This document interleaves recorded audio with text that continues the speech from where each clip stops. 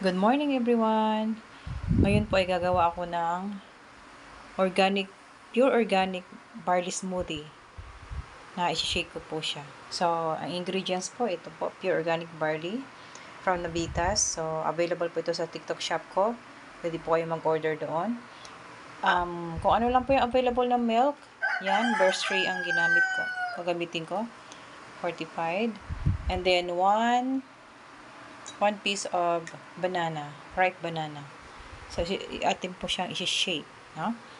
Yung po ating gagawin na barley smoothie.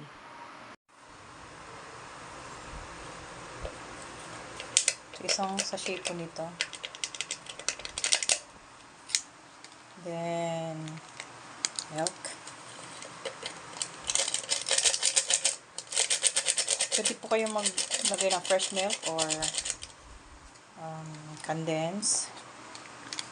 Gusto nyo po ng may matamis, maglagay po ng sugar or condensed, pwede po. So, ako po dahil sa meron namang saging.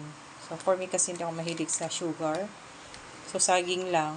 Kasi matamis yung saging, okay na ako. So, yan. 1 piece or 2 pieces of banana ay pwede po.